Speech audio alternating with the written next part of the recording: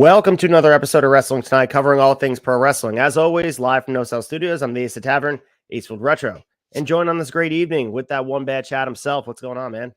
Not a whole lot, man. Good weekend. Had some Ring of Honor action. We got a lawsuit settlement that we've been covering here pretty much the entirety of the year.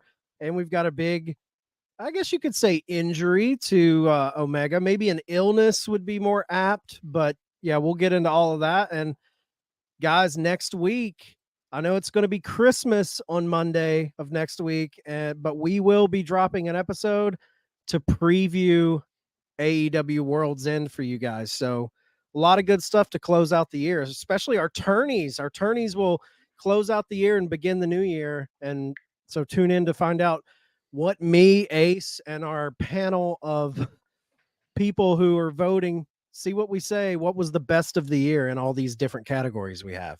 So as we close the book on the year, as you mentioned, the tourney's coming up, and we have some great categories. And stay tuned for it. I think it's going to definitely allow for some great conversation. We're going to do, Chad and I are going to have a consensus pick for our side of things. And we're also, as you said, we're polling the Pod Foundation, other like-minded podcasts out there, other voices in the wrestling world to bring their take on it. And we're going to figure out a way to let those voices be heard. I'm curious to see if they align with what we say, how different they are. I definitely have strong feelings about some of the categories, but I have to go back and really revisit some of the matches. That's where I'm really getting stuck, Chad. It's the matches of the year because recency bias is a real thing. So I think you have to go back to the catalog early January, February, March to see what was out there. That's why I had a running list from the beginning of the year. Shout out to Matt from Extra Cooler who said he was doing that. I started that myself, and it definitely prevents the recency bias and then speaking hyperbole when you're like, oh, that match was the best of the year just because it happened late November, early December. So I'm pumped to really have that conversation with you. Me too, man. I think that probably for me is the toughest category this year is match of the year, because you can go all the way back to January in Wrestle Kingdom when Kenny put on that banger against Ospreay. You can't forget about that. Ospreay's probably got 5 matches that can vie for best match of the year. I mean, the one he had was Speedball, Omega 1 and 2. There's a lot of stuff. And then recency bias, you've got the death match with Hangman and Swerve. So there's a ton of stuff that's going to be like percolating in my brain, and it's going to be a hard topic to talk about. It's also like a personality test too for wrestling fans. See what type of wrestling you like. And that's the best part about where we're out in wrestling. There is high quality matches of different kinds, different flavors for everybody. And on the mainstream surface, I just was at ICW No Holds Barred in Queens on Friday night. Shout out to them. It was sponsored by Remarkable Wrestling.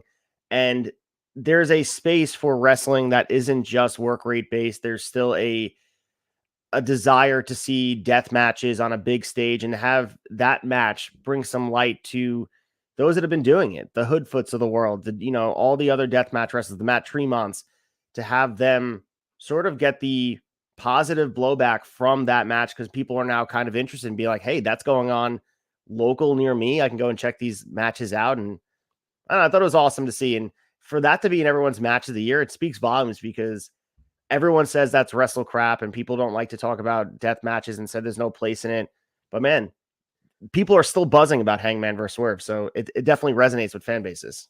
Yeah, that's the thing that, we always talk about Fed Brain or the Tony Khan acolytes or whatever you want to call them. Like, they always try and, well, this is the way it's done, and that's not got a place in wrestling. Dude, everything has a place in wrestling. A good GCW death match. I mean, I think back to some of the Alex Colon matches when we were covering GCW. Those Alex Colon matches, man, are next level stuff from, what was it, maybe 2022 2021, somewhere in there. Those matches were incredible. So yeah, I like, Lucha death match, Fed style, British strong style, Japanese, it's all there, and it's all going to be up for grabs in our tourneys. So I'm looking forward to picking it out. Maybe at the end of the show, we'll run down our list of categories. Oh, absolutely. We have them. I have in front of me. So definitely stay tuned for that at the end of the episode. We'll definitely preview some of the awards we're giving out. And as we sort of put a bow on this year, we're all finishing up recording and stuff. But like Chad had mentioned, just because the holidays here doesn't mean that we're not dropping an episode, whether it be New Year's Day, New Year's Eve. happening here, like Chad mentioned, on Christmas Day. You guys want to check out Wrestling Tonight? Yeah, we're going to be there for you. That's the commitment we brought to you. We're going to tape in advance, obviously. So if anything happens on the in-between, give us a break for a second, but we're going to make sure we give you guys 2 hours of content. If you need to escape some of the pressures of the hosting Christmas or going to Christmas or on your travels, we'll be there by your side. Absolutely. All right, let's get into big story number 1, talk about all the stuff in Final Battle. Big stories.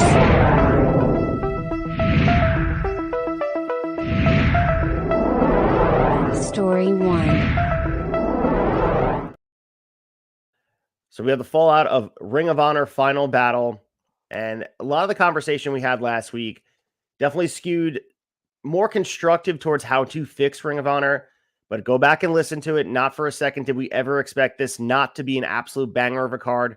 And goddamn, Chad, this was a banger of a card from top to bottom. And the fact that this was streaming on Honor Club, the fact that this wasn't a separate pay-per-view purchase, felt like you were getting way more than your money's worth. I felt very entertained watching this card top to bottom, just because the lack of TV and the production side of things. Like, I was critical of it last week, but again, want to restate, there is a place in wrestling for Ring of Honor if it's done right. And nights like this show you that there's still an energy behind it, and it has some momentum. It could catch fire. I signed on to watchroh.com just to see, like, okay, what's the price point? Because I hadn't really kept up. I didn't know how they were going to structure the payment of this. And when I saw that you were to watch Final Battle, you literally just had to sign up for the month subscription to ROH Honor Club, and $10 you got Final Battle. This is what they should do. This don't charge us the $30-$40 for the pay-per-view. I thought this was a great move.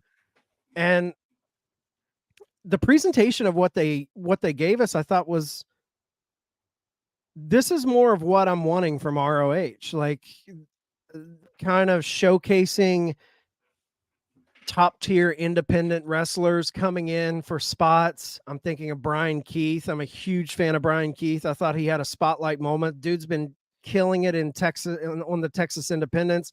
I mean, he's definitely broke out beyond just Texas, but I mean, if you know Texas independent wrestling, Brian Keith is the guy. He's one of the top guys. So to see people like that kind of float in, and you're seeing ROH really lean into kind of the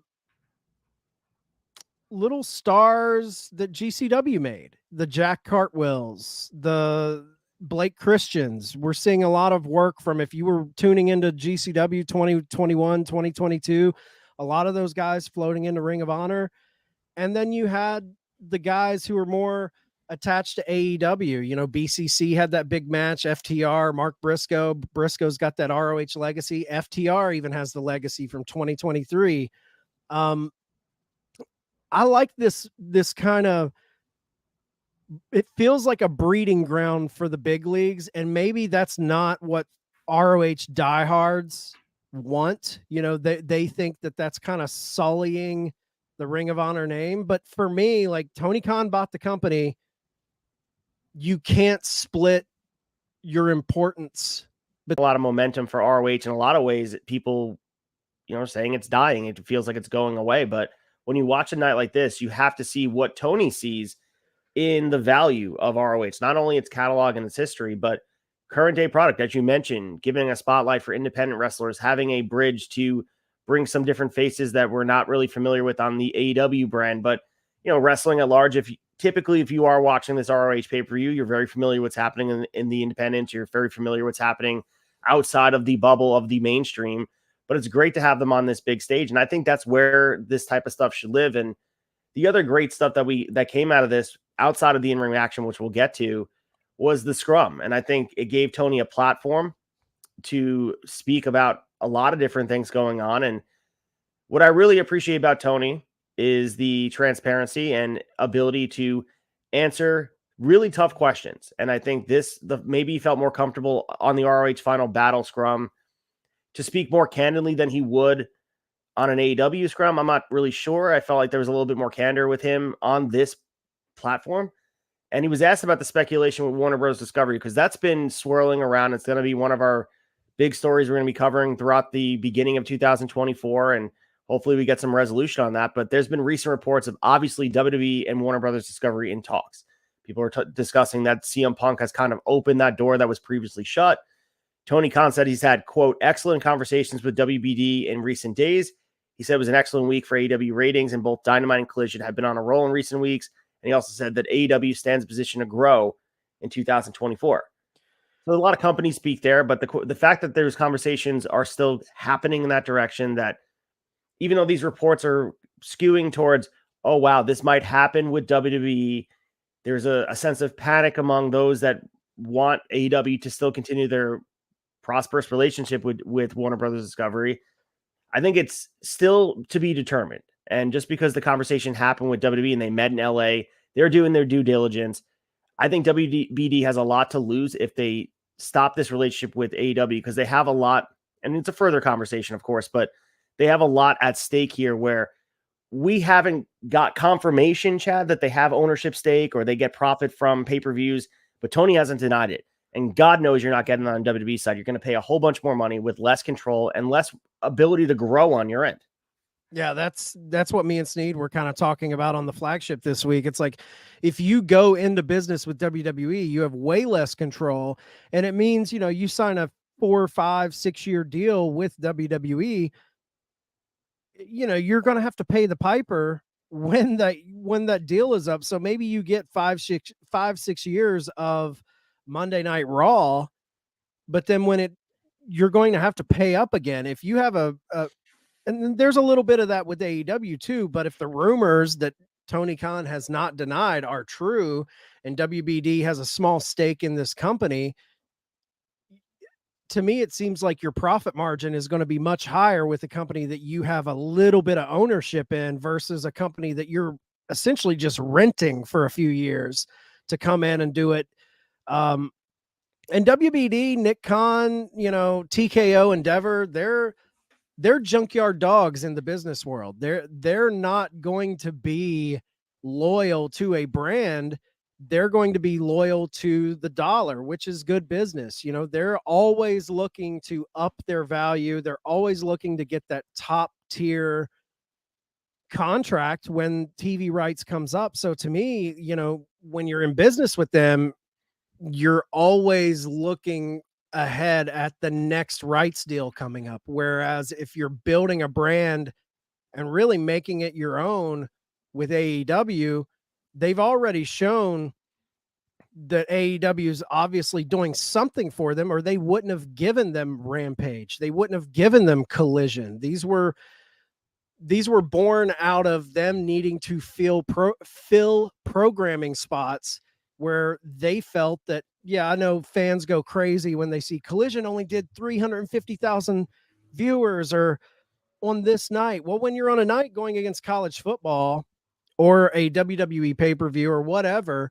what else do you have in your programming slot that would garner as much fan interaction and eyes on your product as AEW? Like, are you going to throw a Marvel movie on there? Is that going to get you more viewers? Like, I feel like we'll wait and see. I would not be shocked if WWE slides in that spot. I really wouldn't, because they're looking for a home. USA is now SmackDown's home, so Raw is looking for a new home. And it would be a double blow. Not only would they get a big payday from WBD that would probably offer more money in the short term, but it's also a blow to AEW.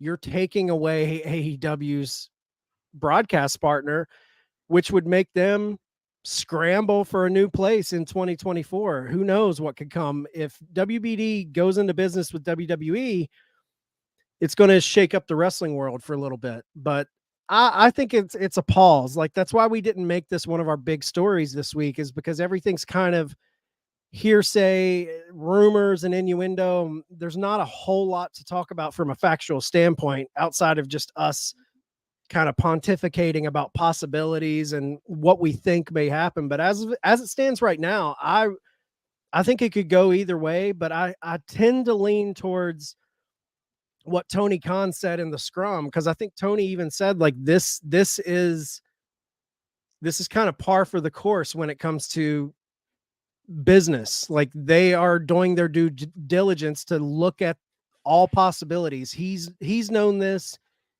being in the NFL. This is kind of how these TV rights deals things work. So he didn't dispel the rumors. He didn't talk trash about WBD. He played it very professional and close to the vest, but it's going to be fun to see how this shakes out for sure. Absolutely. And I think in the newsletter, we're going to continue to get all these different updates from Dave Meltzer's perspective. And we're seeing updates. And of course, during Dave's raise, if we have enough time, we'll go through some of the stuff he's talking about and the incentive of having what is perceived as the number one premier product in the same field. Or do you rather work within a discount comparatively to WWE's pricing point that they're going to want more money? And if WBD wants to splurge for it, that's their own doing, but they have to kind of weigh out the cost and benefit to having WWE. Yeah, yes, you still now have all this, WWE is the main stage as far as wrestling goes, the biggest company. It's the most valuable wrestling commodity. But how does that weigh against having the power and, as you mentioned, the profit margin to grow in a direction where, like you said, WWE is going to discard and throw away the relationship if the next person comes along in 4 years and has a higher bid. And that happens because no loyalty among liars and thieves. And that's just what it is in business. And another big thing that people aren't kind of thinking about with this from a WBD perspective is if they go into business with WWE, WBD will not be known as the home of WWE. They're going to be sharing in that brand loyalty with the USA Network, with the CW network. Now, I think WBD does own a little, like a 10% stake in CW, but they're not the industry. They're not the leader of that brand, but I do think they have a stake in it. But if you're in business with AEW, WBD is known as this is the home of AEW. Any AEW you want to see on cable TV is ours, whether it's TBS, TNT.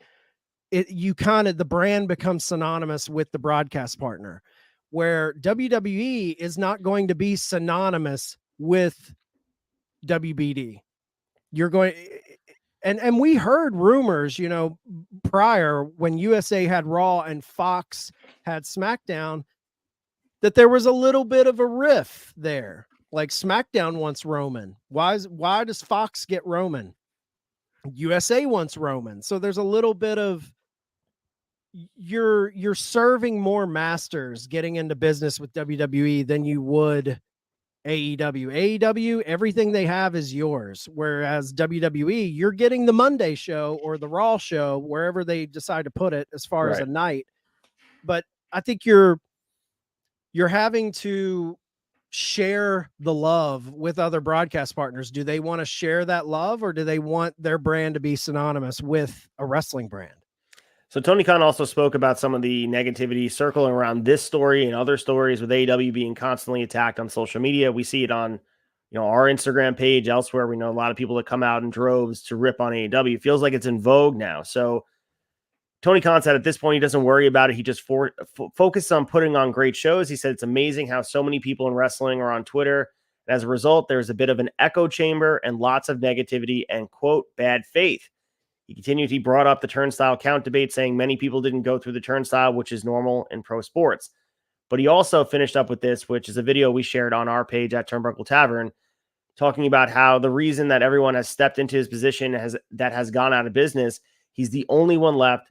And he thanked the fans for that. He said it's worth the fight. He loves the fight and he'll never give up. He mentions people like Jim Crockett, Ted Turner, and he's fighting for them, fighting to be the alternative, fighting against this monopolization of wrestling at large.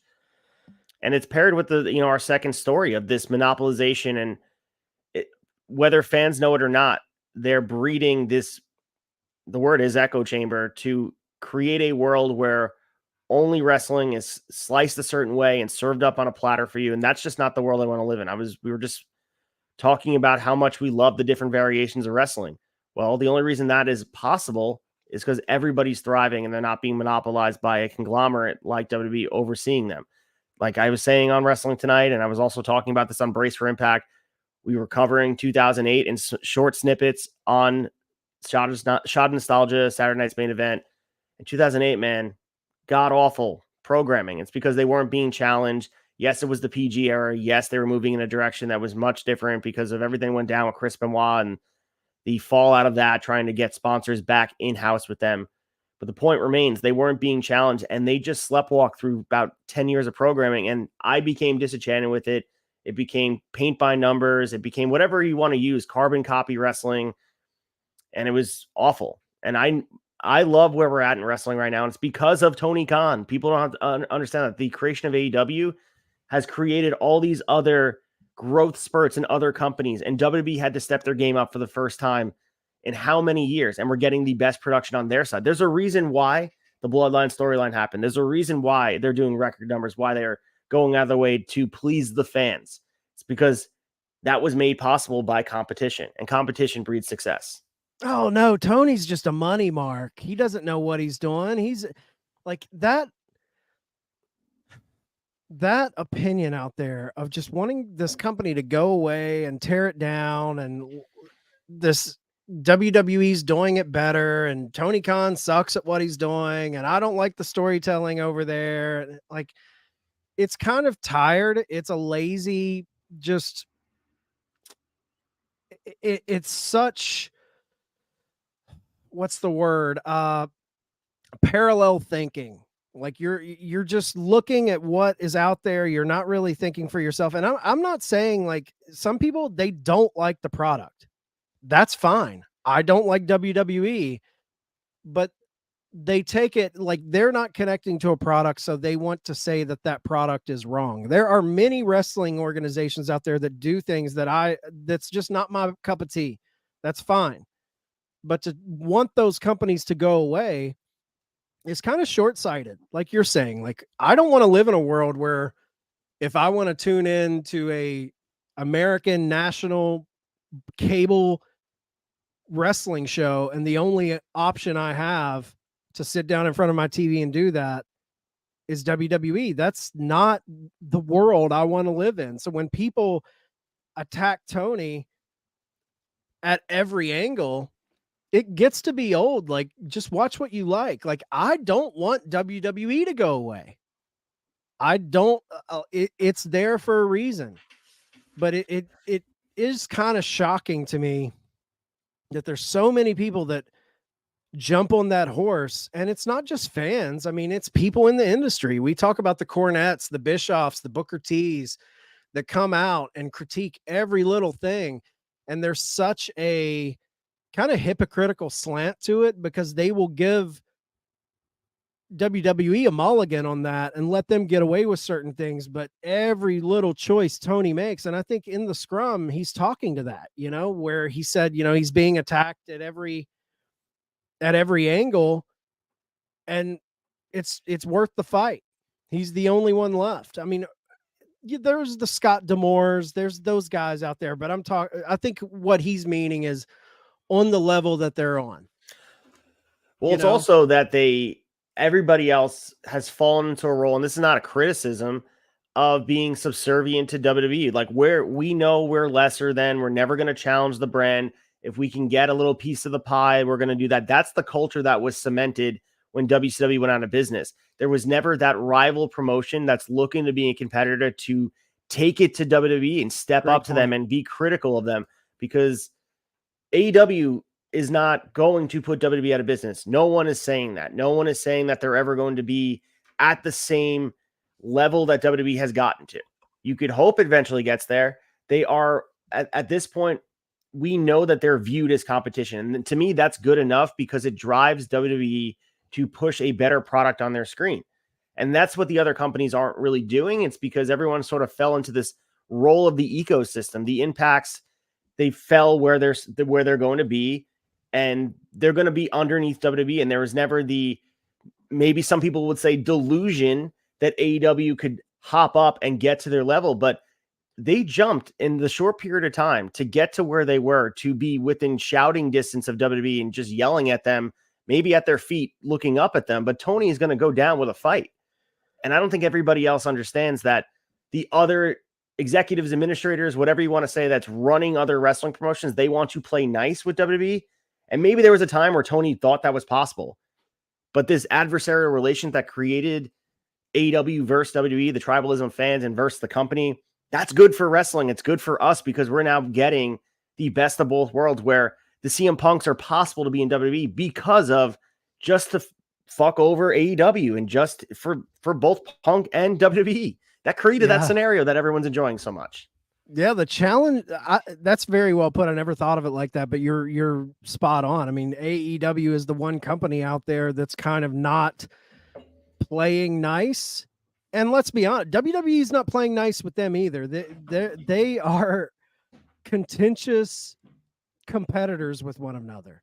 They're constantly trying to get an edge.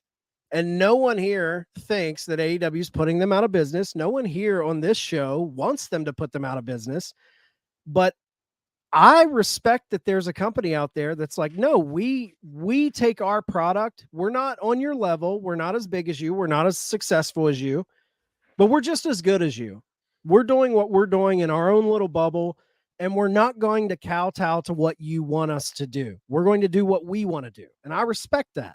Like, I think Meltzer has really talked about this in the past, and it's so true. The worst spot to be in the pro wrestling business, when you're in the world of WWE, in the world that WWE is the industry leader of, the worst spot to be in, the hardest spot to be in is the number 2 promotion. And it makes it hard for AEW, but you know what?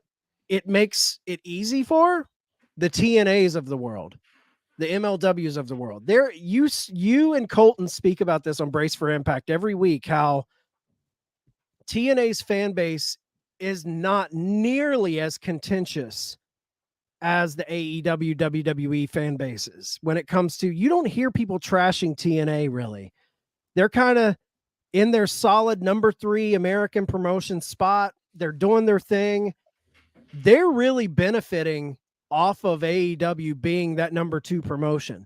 If for whatever reason AEW went away and TNA was that number 2 promotion, there would be a lot more fire and shrapnel being sent their way as a number 2 promotion. I think AEW acts as that buffer to help the companies underneath them kind of flourish and do their own thing outside of having to take all these hits from WWE.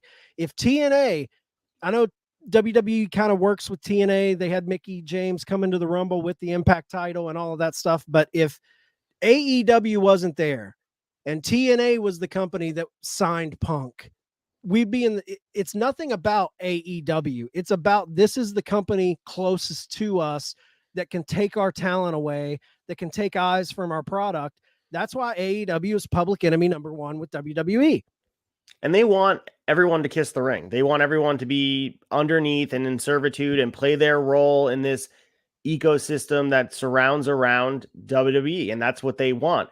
And the fact that they use the word playing nice, that Tony Khan refuses to play nice and he's thrashing in every direction where it's unpredictable. He's out there criticizing the company. God forbid he's criticizing Vince McMahon. He's out there being contentious and on Twitter. Like he's not predictable. And I think in these circumstances right now, and as we see, the media has shifted in a direction where Tony Khan is being painted in the light of emphasizing the negativity and emphasizing his flaws or the inability to kind of have the legacy that Vince has. He's being compared on the same pedestal because don't think for a second WWE's machine doesn't help fuel those fires, because as we see, if they want a narrative of a certain thing to go a certain way, we know how easily convinced people are. We know how loyal to the brand people are, that if you want to make people feel a certain type of way, all WWE has to do is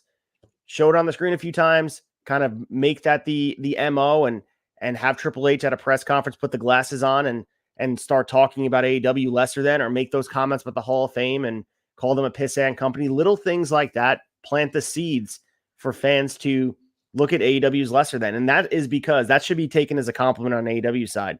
The WWE is putting out this propaganda machine to just put them out. And that speaks volumes to how AEW really has risen in 5 years. And it continues to floor me that people don't see that. They just look at it as AEW is doing something wrong. No, actually they're doing something right, because it's waking WWE from sleeping in this coma they've been in for the past 10 years. If AEW was doing as bad as the fans say they're doing, WWE wouldn't care. WWE would never even bring them up.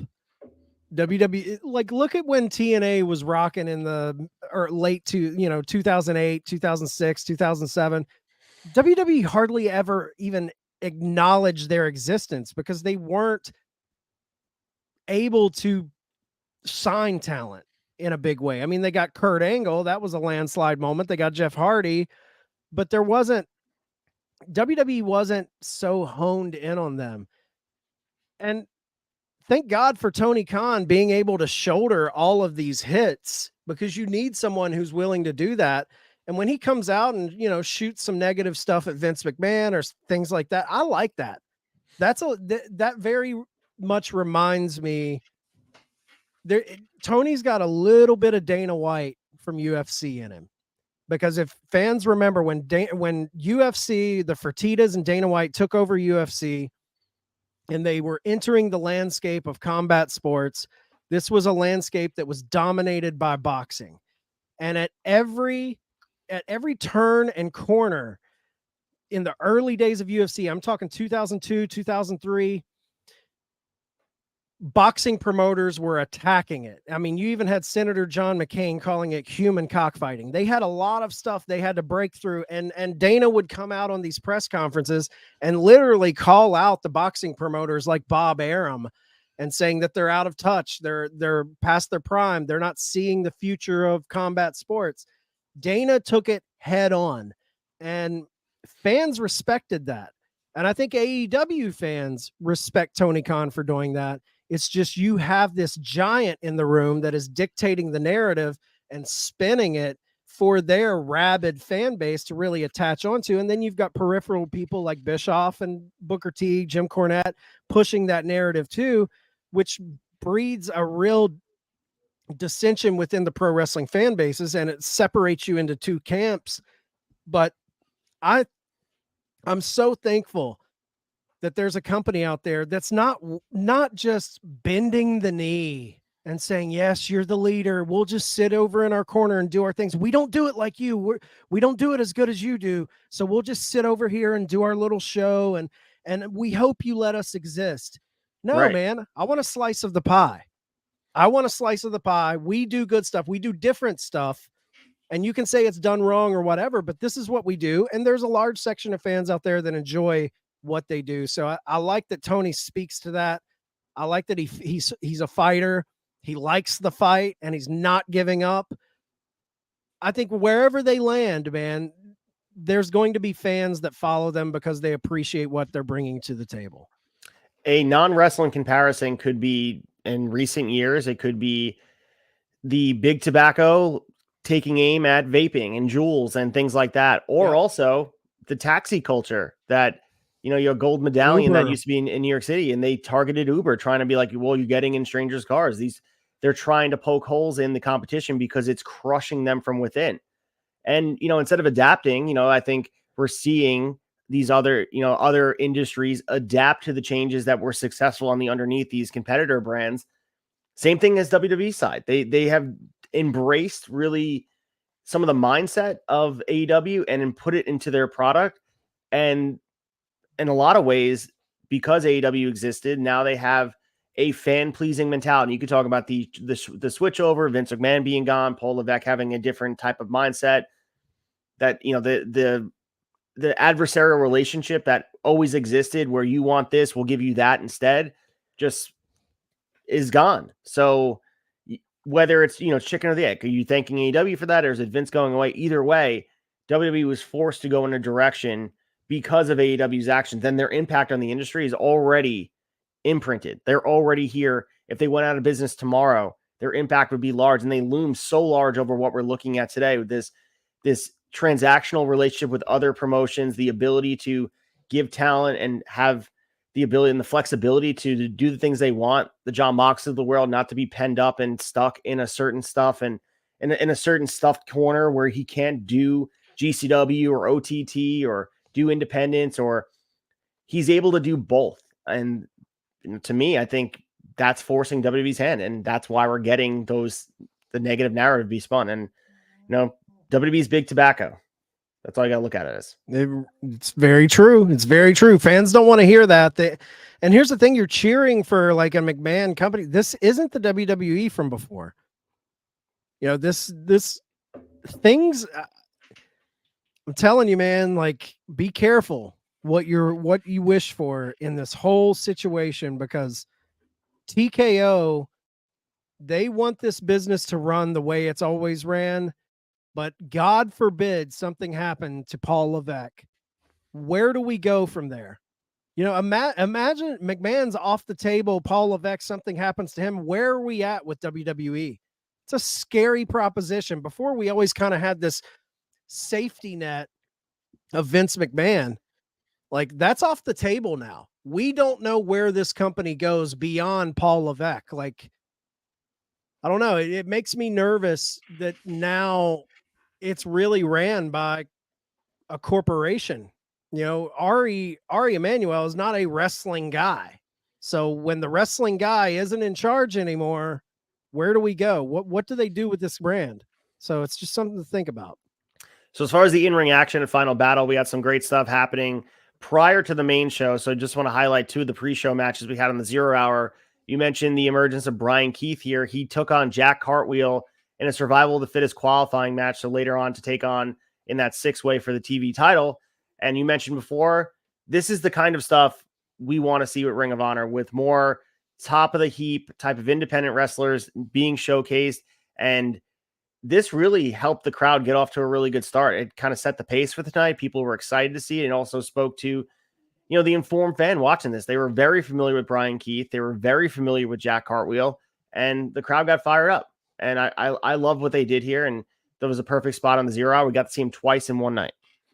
Yeah, I mean, a hometown boy. They were in Garland, Texas for this show. Like I said, Brian Keith, huge independent guy. I think he's the new Texas Pro champion, or he held that title forever and ever. And he qualified into the main show. That shows you what they think of him. And really keep an eye on Brian Keith. I would not be shocked if he becomes a regular, at least on ROH, possibly even AEW, because if you were following the weekend's action, he did show up on Rampage and he took on Orange Cassidy for the international title. Hell of a match. And the one person that is really in Brian Keith's corner that has been singing his praises, and this guy has the ear of Tony Khan, that's Bryan Danielson. Bryan Danielson is a huge fan of Brian Keith. So really watch this guy, man. He's that old school style. I love his gimmick. I'm a big, I've been following Brian Keith for a long, long time. I hope he gets a step up in spotlight from this, because he had a hell of a weekend. Absolutely. And we had this other match. Daniel Garcia defeated Blake Christian in another 0 hour match. Match had a weird pacing to it. It feels like they didn't really coordinate, but one thing I pulled away from is nice to see Garcia getting the win after having this, pretty poor showing in the Continental Classic. So it's nice to see Garcia on the winning ways. And Blake Christian, awesome to see him here as well. He's been in ROH before on these other pay-per-views. Bigger and better things for Blake Christian coming in 2024. Yeah. Big GCW. Is he still the GCW world champion over there? He is, yeah. Yeah, he's been reigning for a while over there. One match I wanted to throw some love to that was on 0 hour too. We had the Von Erichs. All right. Ross and Marshall. They took on our friends of the Tavern, the Outrunners. Good match. I love that Tony's trying to bring these Von Erichs into the fold. They showed up on Rampage as well. We got Kevin Von Erich coming down and doing the claw on Jake Hager. Just some fun stuff for the world-class fans of the world. In right in their neck of the woods, man. Garland, Texas, right outside of Dallas. This is I could hear the ghosts of the Sportatorium just rejoicing to see the new generation of the Von Erichs there. I really hope this is a step towards the Von Erichs entering that AEW tag team division, because wrestling is better with Von Erichs in it. So I'm a huge fan of seeing Von Erichs on my weekly TV. They've been an MLW team for a while. They're kind of playing the free agency market. So hopefully this is a step towards them also becoming a part of the fold. And this is a good way for, again, speaking about Sting's legacy and having this way to tell the legacy of these different wrestlers without the WWE mask over it. The Von Erichs, they don't get the love that, Kerry Von Erich was way more than being Texas Tornado. So I think people just need to kind of take that in, and the history of wrestling. You mentioned World Class and Dallas and all the stuff going on over there. There should be some reverence on it. And I'm glad, hopefully, that can bring some people into the fold and have, if you have the Von Erichs there, who are very talented in their own right, have them there as an active team, and let some of the love be shown towards this historic family. It's wrestling royalty. Yeah. So we had our opening match of the evening for the main card, was the AAA mega title match. El Hijo del Vikingo taking on Black Taurus, and goddamn, Colton's boy, Black Taurus. That is, he was hot at Tony Schiavone for saying his name wrong on Dynamite. Don't blame him. But this was absolutely spectacular from start to finish. I mean, Vikingo and Black Taurus, like, this was a gateway into AAA and Lucha. If you haven't watched it before, I'm sure people were wowed. And Vikingo, I mean, modern day Rey Mysterio, he's already battling through injuries. You could tell he was a little banged up in this match, fighting through some pain, but he didn't let it stop him from going out there and showing out, knowing this stage is very large. Man, great match. And obviously Vikingo retains, but this match was a pace setter for the rest of the night. Yeah, I just love stuff like this. And this is what I love about, what Tony brings to the table in ROH and AEW is we're getting to showcase a straight up Lucha type of match. I mean, we have the AAA mega title on the line here.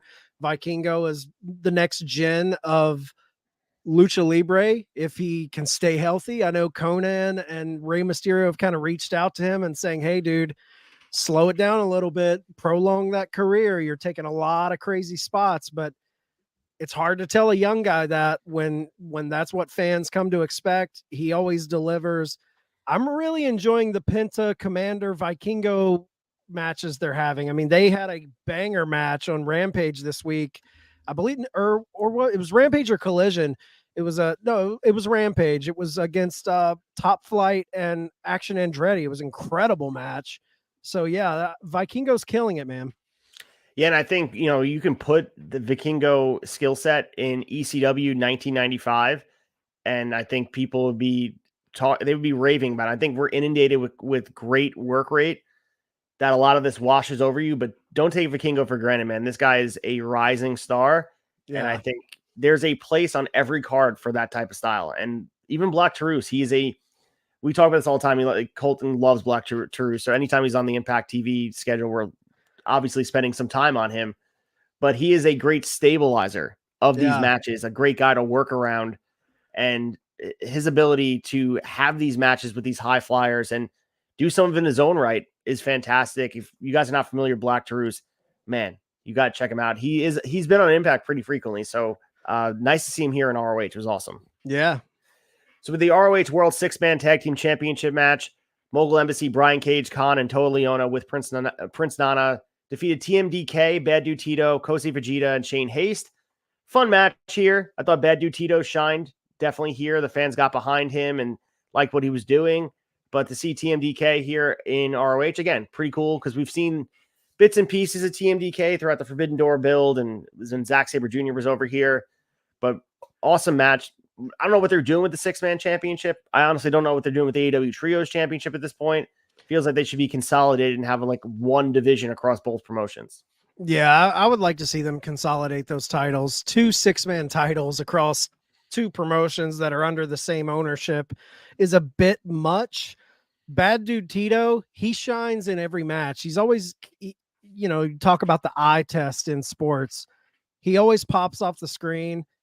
Fans respond to this guy. I've been following him for a while on social media. Dude kills it, but good match. Mogul Embassy, I kind of expected them to win just because, they're attached to Swerve's faction, and I think they're keeping them strong right now, but it was a fun match.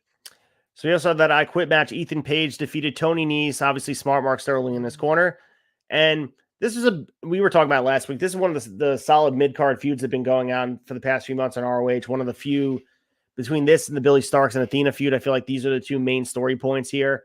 And the crowd hopped along for the ride. They were invested in what was going on. And really this kind of peaked with the return of Scorpio Sky as well. So if you guys missed it, he made his return.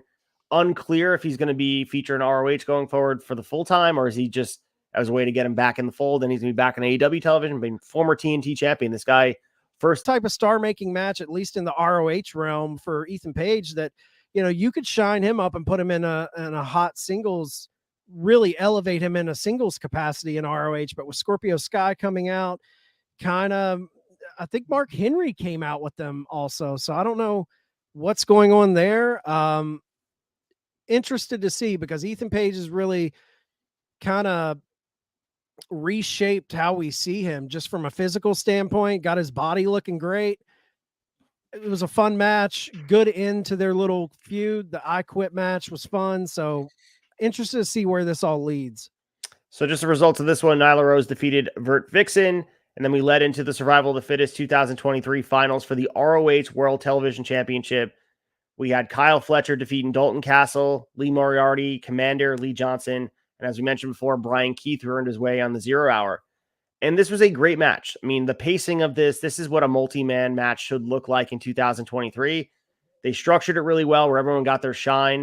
There were a lot of good false finishes in this, and the final stretch to me was the highlight, with Commander and Fletcher sort of having that the stance where you didn't know where it was going. And I think prediction-wise, we said Dalton Castle probably, but wouldn't have shocked me to see Commander get this win as well, because of how he's been showcased on TV. And with Fletcher winning, this is really cool. And I didn't even think it was a possibility watching this, because to me, he's a tag team guy. And of course, he's involved now with the Don Callis family and some spotlight now as you know, he's waiting for his partner to recover from injury.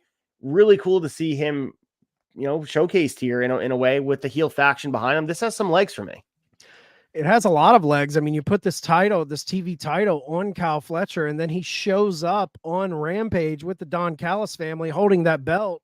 They kind of stare down Chris Jericho, and Fletcher in that moment, I'm like, damn, he feels like a top singles guy, not top of the card, but I'm with you, going into this whole weekend, he was kind of a man without a partner, a tag guy trying to find himself, and coming out of the weekend with the spot on Rampage and this big win, capturing the TV title, it added a lot of steam to Kyle Fletcher and the Don Callis family. So I'll be interested to see where they go with this. So we also have the Pure Championship being defended. Wheeler Yuta defeated Filthy Tom Lawler. So solid match.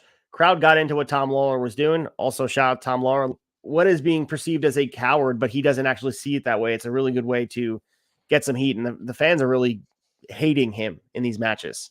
Yeah, I've always been a fan of Tom Lawler, even back to his UFC days. He always had great entrances in the UFC. He would come out. He was living the wrestler gimmick before he ever became a pro wrestler. And to see him in a match with Wheeler Yuta for the Pure title, it was great. He finally gets his spot. Tom Lawler had a match scheduled with Adam Cole during this whole rise of Adam Cole prior to him getting hurt, and it kind of got pulled out from under him. So it's good to see him get a spot. So we had Keith Lee defeating Shane Taylor here, and match kind of fell on this card. I was looking forward to this match, but it felt like, I don't know, just maybe wrong placement on the card. It felt like they were a little bit disjointed as far as the construction of the match. I expected more from both these guys, but you know, maybe next time out they can do a little bit better. But I don't know. Looks like Keith Lee was a little gassed throughout the match as well. Looks like Father Time is catching up to him, man. Yeah, maybe just an off night for both of them. We know that they can turn it on, but maybe that, again, speaking to this card being work rate centric, this type of match stands out, especially when you're not going a million miles an hour and telling a meaningful story. And this had really neither. Yeah, this match with the post-match interview with Keith, where he said that the guy he was talking about wasn't Shane Taylor, and the revelation when Mogul Embassy comes out, he kind of references that he's got unfinished business with Swerve Strickland. So I guess maybe they're doubling back to that. I don't know how I feel about that. I was hoping something more would come out of Shane Taylor Promotions and this story would evolve, but it looks like this is kind of a stepping stone to Keith Lee getting back into a Swerve feud. Absolutely. And we led into really the highlight of the whole show here, Jay Briscoe's tribute match. So Mark Briscoe and FTR teamed up to take on the Blackpool Combat Club, which is Bryan Danielson, Claudio, and Jon Moxley. What a goddamn spectacle, and what a tribute to Jay Briscoe. Full circle here on the ROH brand with those letters behind them. This was bloody, it was emotional, and absolutely tremendous. The thing I took away from this, and we were talking about just kind of putting stars of AEW to hold this card up. Once this match started, you saw the intensity from the BCC team. They brought a different level here. This wasn't just an extra slot in their calendar. They took the task very seriously to make this match memorable. And the fight that they brought, just the energy everyone in this match brought, this is worth its weight in gold watching things like this. And this did justice to Jay Briscoe's legacy. And, it brought back some emotional feelings that we felt earlier in the year. And watching this, it was very poetic to see Mark and FTR standing on the same side of the ring. Yeah, I love that they got the victory over Blackpool. And like you said, they did not treat this like a night off. This was as real as it gets, and a great kind of bow on this whole storyline. FTR first went face to face with the Briscoes in 2021 at Final Battle, kind of squared off. And then a year later at Final Battle, we got the dog collar match. And then a year later, we get this tribute match for Jay. So I thought it was very nice. And these guys bled, put their bodies on the line. And this was like you kind of alluded to, this was worth the price of admission in and of itself. We also had an ROH World Title Proving Ground match. So this really was uneventful buffer match in between the two main events, oddly enough, which is the ROH World Champion. So Eddie Kingston defeated Anthony Henry. And I think the biggest thing was the crowd nor the audience at home believed for a second Anthony Henry was beating Eddie Kingston in a Proving Ground match. They have yet to have a Proving Ground match, correct me if I'm wrong, that someone actually wins. I know on AEW side, when they do the challenger matches, they actually had, I believe, the champion losing once, but these hold no weight for me until you have a champion lose. And of course, Eddie Kingston can't defend his championship because it's all wrapped up in this, the Continental Classic. So they try to find a way to get him featured here. You could have done something different, in my opinion. Anthony Henry, he's not at that level. We talk about tag team guys. He's a great wrestler, but for a second, if anyone believed Anthony Henry was beating Eddie Kingston, you're just, not based in reality. Yeah, this was a buffer match for me. It didn't hold much weight. And it all kind of spawns out of that title being wrapped up in the Continental Classic. And our main event here was the ROH Women's World Championship. Athena defeated Billy Starks. And what else can you say, man? Athena continues to rise to the occasion in main event slots, a big championship feel. And she might be, women or men, one of the best big match wrestlers across all different promotions. And really, the other thing you have to say is her dance partner, Billy Starks, rose to the occasion. She obviously is new on this stage. She's someone who is very young, one of the youngest pro wrestlers, her and Nick Wayne, like the future of pro wrestling at large.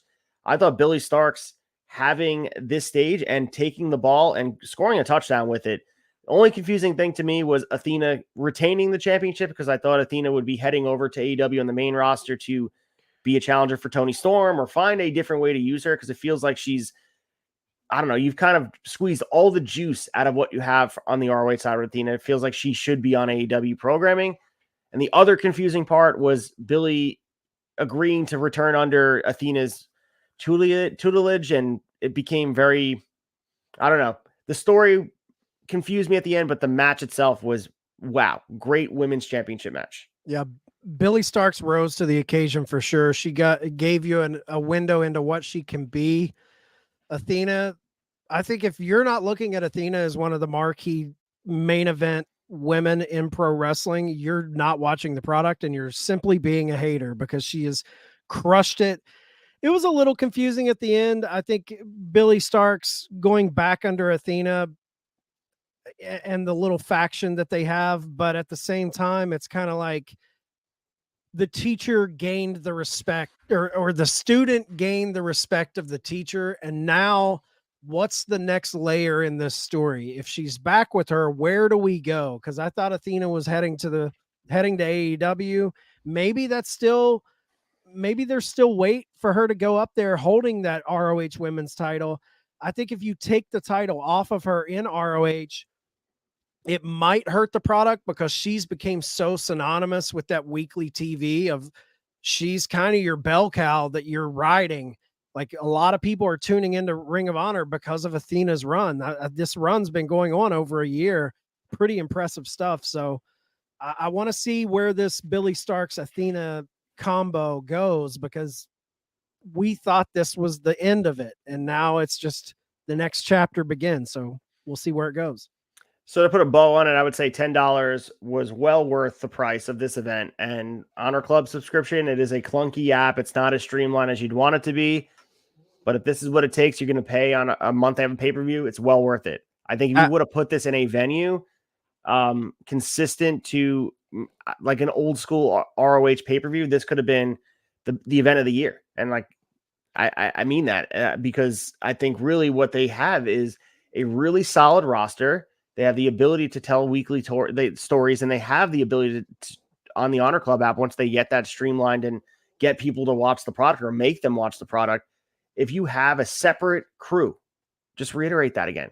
Give the energy to ROH and have the spirit of what it used to be, not just taped on these one-off Dynamite tapings.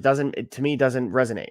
No, that's something they have to fix. It was definitely worth the $10, but I think Claudio said it best in an interview recently where he said he misses the days when they were shooting at Universal, because when they were shooting Ring of Honor at Universal, it gave it its own kind of identity and made it feel special. They need to get back to that and make it feel completely cut off from the AEW product. With that being said, let's get to big story number 2 and talk about the antitrust lawsuit. Big story 2. It seems like we have a conclusion to this MLW antitrust lawsuit against WWE, and we have a settlement. So according to documents obtained by Brandon Thurston, the lawyers of MLW and WWE submitted a, quote, notice of settlement to the courts on Monday, and the final settlement documents are expected to be filed within 30 days. So following the court's standing order for civil cases, Section 4F1, plaintiff MLW Media LLC and defendant WWE Incorporated hereby submit this notice of settlement. So here we are, Chad. It's the end of an era. I feel like we've been covering this for 365 days, 52 weeks. All joking aside, we're not going to get the settlement terms. We're not going to get the disclosed amount. WWE just wanted this to go away, and they wanted this pestering of MLW and poking holes and getting them to reveal documents of things that they've done in the past. I would say the fact that they've settled means that there's some admittance of guilt, even though they didn't say it on a public platform. You know, MLW fought the good fight. They tried. I mean, they first filed this lawsuit back in January 2022, and the allegations were the WWE pressured third parties like Tubi TV to abandon their relationship with MLW, but it's way deeper rooted than that.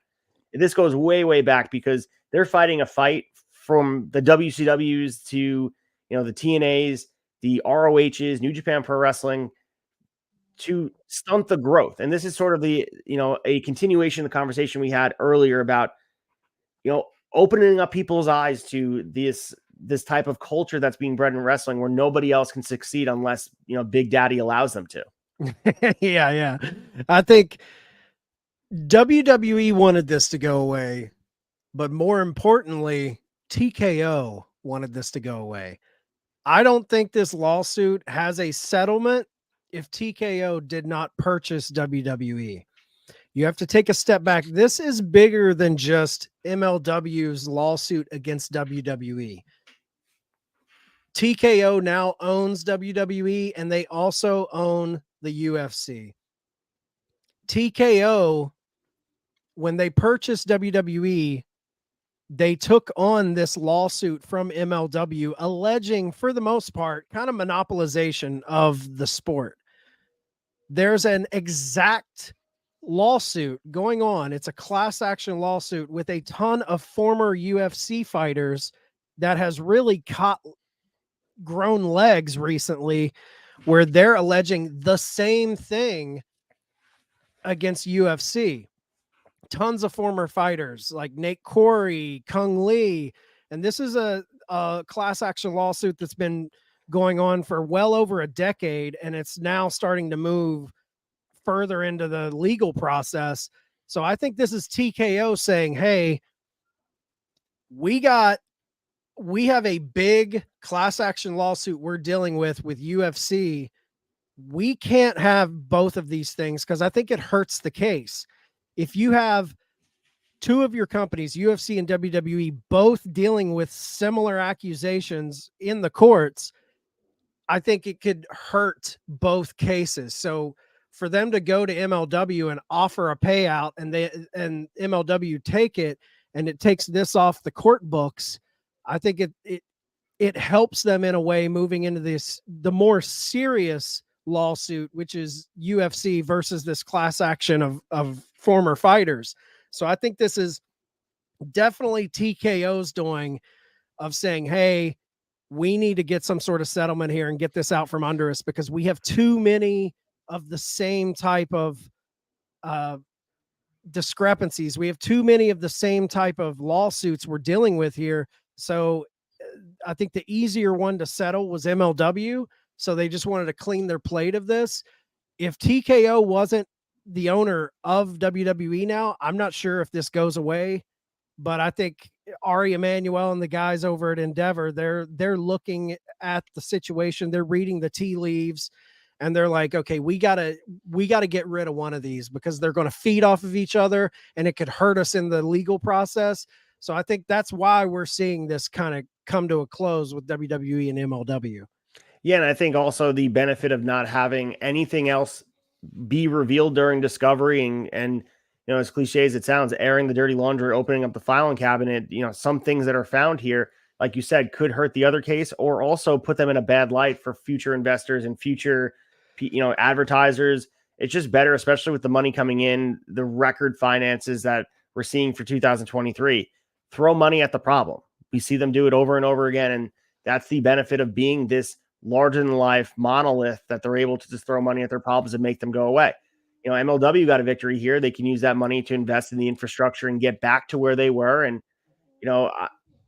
it's probably not the result they wanted. I think they wanted to take WWE down to the dredging, but I think they realized they're running out of money themselves to fight the good fight here. But, it sets a precedent here that WWE at least, the culture is changing, that they can't just monopolize things like Tubi TV and the subscription service and block other companies from doing these things. And, the fact that it's settled, though, does change the landscape a bit now because we said it influences some of the other negotiations they have. The WBD thing could have probably been used as leverage in this case because of talking about, trying to cut AEW out its knees and affecting competition and what's right, what's wrong. It just, this takes them off the hot seat a little bit. But like you said, the UFC thing is still looming because now they're, together. TKO is one big happy family. Yeah, and all a settlement says, it's an acknowledgement of guilt. It's trying to not go to the court system because there is a chance bad things could come out in the reveal of all the dirty details. And I think here recently it's been said that WWE is no longer blocking AEW from putting on shows in certain venues. They've stopped that. I think TKO has a lot to do with that. They're like, we're not going to fight these stupid little battles. And I think this type of lawsuit has a little bit to do with that too. It's like, we can't be being blamed for things like this by one organization and still blocking another organization from doing things because that could hurt us in the long run. So to stop blocking AEW from playing certain venues and to kind of settle up on this lawsuit, it's kind of clearing their plate a little bit. And it's good business, man. You can't, as much as I hate settlements, because I think a lot of times settlements is just like pay them to shut them up. You hate to see that. You want MLW fight the good fight, take it to the end. But lawsuits are expensive, man. Paying lawyers and things like that. That's the kind of the benefit of being a large corporate giant. You can just play the long game and milk the person for all their money until they give up and they just take the settlement. And that's kind of what we saw here. Hopefully the money and the terms of the deal help MLW be able to get back to where they were and help they can refinance that money back into their product. But it's kind of bittersweet to me because I wanted to see the big corporate monolith taken to task, but this was always kind of where I thought it was going. Anytime you fight the man like this, you got to have deep pockets to see it through to the end. And I know seeing this through to the end could have crippled MLW to the point of bankruptcy. So I think they played the smart hand, got their settlement, and now on to better things. Absolutely. So we'll keep you guys updated if anything else emerges from this as far as details of the settlement or number points or anything like that. But it seems like that's it for this conversation, and we'll follow the TKO UFC one going forward. But let's get into big story number 3. Big Story 3. Big story number 3, and this kind of happened suddenly. We saw Kenny Omega post on social media, and it appears he'll be out indefinitely. So Sean Ross Sapp of Fightful is reporting that Omega has been diagnosed with diverticulitis after being hospitalized following his match against Ethan Page on Collision and his promo with Chris Jericho on Dynamite. So he posted the photo that you guys see on screen here in a hospital bed on Friday, and he wrote that he'd be on the shelf indefinitely and did not reveal really the timeline of what could happen here. But we know how serious diverticulitis can be. If any family members that have gone through it, how painful it can be. We saw it almost end Brock Lesnar's fighting career and wrestling career at large. The other type of stuff here is it comes 15 days before he's supposed to be challenging for the tag team championship, teaming with Chris Jericho. But that seems like it's to the wayside. They got to pivot. First and foremost, it's Kenny Omega's health. That comes as the paramount concern here. We want to make sure he's okay. It's set up media. Luckily, doctors caught me when they did. I'll be here. So in the meantime, please enjoy wrestling. I mean, Kenny Omega, we've known he's been battling through injuries, you know, whether you have the vertigo thing that was happening or the shoulder injury, the knees, a lot of miles on this body, but the diverticulitis seemed to be something he's been dealing with for a while and ignoring the pain. But it seems like he's getting figured out, and I'm glad, hopefully he'll be okay going forward. Yeah, and Tony Khan in the scrum also mentioned he didn't want to speak to Omega's health. He said he would leave that to Omega, but he did say that he had been in conversation with Kenny and that it seems like things have improved. I don't know how much that means as far as like timetable of him being out, but this isn't, you know, all the injuries that he had suffered up to this, the hernia, the shoulder, all of those sort of things seem more of like a physical toll on the body. Diverticulitis, I'm not super versed on it, but I know when Brock Lesnar was diagnosed with it during his UFC career, they alleged that it was diet. It was more nutrition based. Yeah, and flare-ups can be induced by stress as well, too. So obviously travel, and you mentioned diet. It's hard to stick to a specific diet, or it could be a host of things. Obviously, we don't want to just like toss out the cause of it. It is a common thing. It happens. And, you know, my father had diverticulitis, and he said it was the worst pain he's ever been in. So yeah. I believe it's an intestinal issue, right? Yeah. So it's a digestive issue where pieces of food are not digested properly and it gets stuck, and it causes an infection in you know, an inflammatory way where just, you know, you can't function. He needs to be sorted out in a medical platform. And allegedly the pain is, you know, blood curdling painful. Like it puts you out. I mean, to put out someone like a Brock Lesnar, who in the wrestling community, we all look at him as one of the toughest son of a bitches in pro wrestling, for him to sit on the shelf, it's, you know, the pain level is through the roof. First and foremost, obviously we want Kenny Omega happy and healthy and back at full strength. So take the time that he needs. As a fan, it kind of sucks, you know, the whole Golden Jets situation with him and Jericho. Where does that go? And from a kind of peripheral standpoint, man, Ricky Starks can't catch a break, dude. I mean, he had the punk storyline, all of the all-in stuff kills that storyline. He gets kind of lined up with Danielson. Danielson gets hurt. And now we're pushing this tag division. He's lined up with two of the biggest guys in the company in Jericho and Omega. Omega goes down. So it's like this guy can't catch a break as far as trying to build story. So we'll see what this means for Big Bill and Ricky Starks moving into World's End. Like, are we going to do a pivot to a new team? Is Jericho going to have a fill-in partner? Like, it's going to be interesting to see what they do with the fallout from this. Absolutely. And it feels like this program was dead on arrival originally. I mean, if you watch the barometer of that promo where they were not cohesion, and obviously it's not about anything else but Kenny Omega's health and making sure he's okay. Right. But as far as like the Ricky Starks part of it is bad luck, but part of it feels, and again, this is perception of self-inflicted lack of chemistry or cohesion with the talent in the locker room, because he seems to be rubbing people the wrong way, getting this awkward tension. Whether you go back to Adam Copeland, it felt like Kenny and Jericho were, I don't know, they weren't vibing to what Ricky Starks is bringing to the table. So there's something there. And I heard you guys talking about it on the flagship. Feels like he's destined to be out. He looks unhappy. He has boo-boo face on that he doesn't feel like he wants to be there. And, you know, you could make the argument if you go back to, winning the battle royal and then taking on MJF and not capitalizing on the program.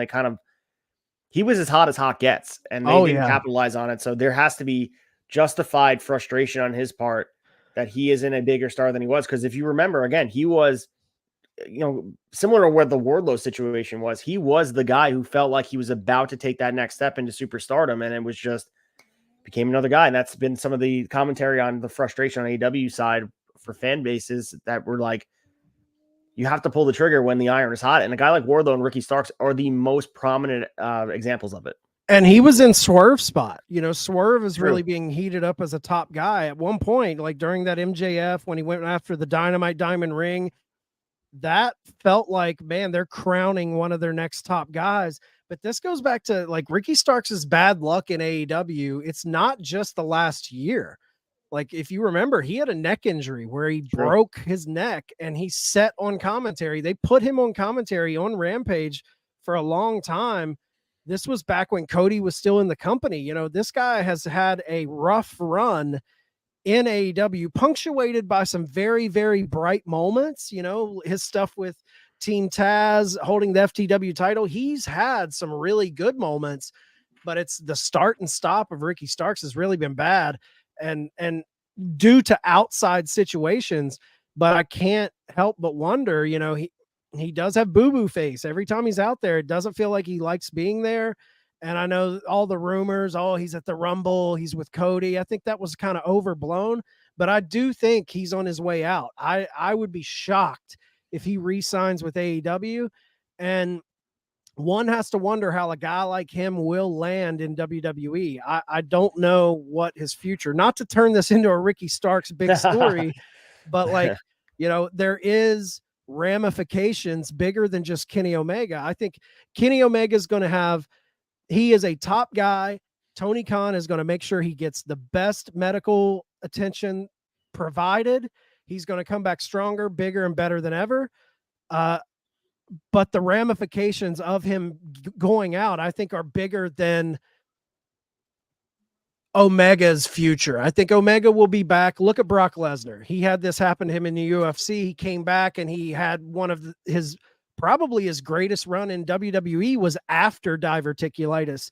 So I think that shouldn't worry us to wonder what's next for Omega and AEW. I think all is well after he heals up, but it's all the peripheral kind of things that are happening with Omega having to step away. That's where the real story is here. So when do we start the petition to get the Outrunners getting this tag title shot at the pay-per-view? I'm ready. Started today? Like, should we just... Yeah, let's do it. Let's heat them up, goddammit. Turbo Truth Magnum, give it to him. With the vacuum created by Omega's absence, I'm sure someone else will get that spot, but it's not like the Elite have been featured heavily on major programs as of late. It feels like even though Omega won't be on our screen for health reasons, it feels like he hasn't really been there. And I think that's been the case since all the fallout from Brawlout. Like, it just, the Bucks and Omega feel under the surface, which is a bizarre thing to say. It feels like they're not even featured. So yeah, Omega, take as much time as you need to get better and put your health first, but storytelling comes secondary. Yeah, absolutely. All right, let's get to the quick hitters and first start with our Continental Classic update. Quick hitters.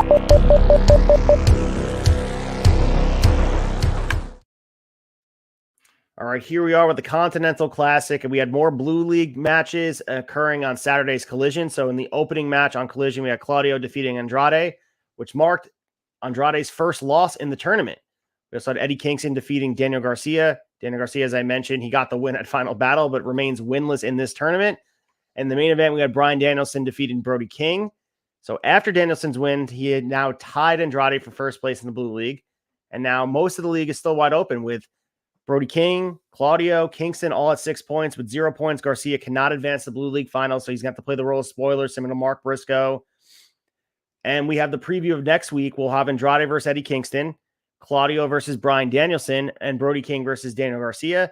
And the winners of those matches will determine the top 2 finalists who will advance to the Blue League Finals on December 27th, Dynamite, along with the Gold League Finals. And as we know, Chad, the winners of those 2 finals will advance to the tournament finals at AEW World's End, December 30th, Long Island, New York, Nassau Coliseum. And the tournament winner will become the first ever Triple Crown champion in AEW, consisting of the ROH World Championship, the New Japan Strong Openweight Championship, and then the new AEW Continental Championship. And as you mentioned, the Blue League standings here, you can see Danielson at the top there with 9, Brody King with 6, Andrade with 9 as well, and Garcia pulling up the rear. We are deadlocked here. So it's going to be tight to the finish, man. Who, as it stands right now, who do you have coming out of the Blue League to go to World's End?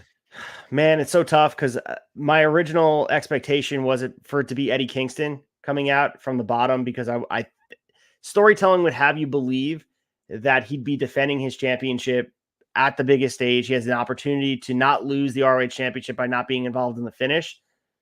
But like selfishly, I would love it to be Bryan Danielson, just because I think the match with him and Swerve on that stage just to me has that energy. They got, even with the Swerve and Moxley match that we got on Dynamite, you got the "this is awesome" chants prior, or the "holy shit" chants prior to the match even happened. The only other time that really happened was Danielson Omega at Grand Slam.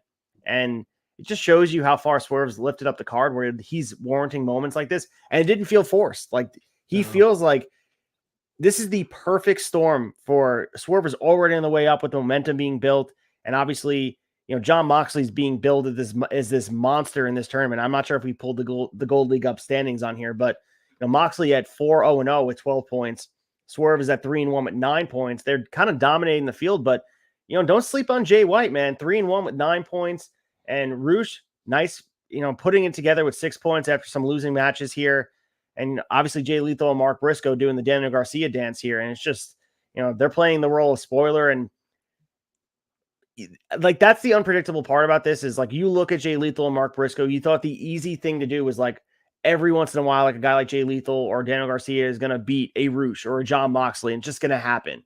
They went the opposite route. And that's a bigger storyboarding type of moment where they're really building the favorites to be the favorites. And I'm trusting the process because it's been a lot of fun. Watching Moxley dominate is not something I expected. Like once they started the run, it feels like John Moxley this has added steam to him, which he's needed so badly after everything that went down with, the championship. And it feels like he was under the surface. And now that it feels like John Moxley again, and I'm really pumped about it.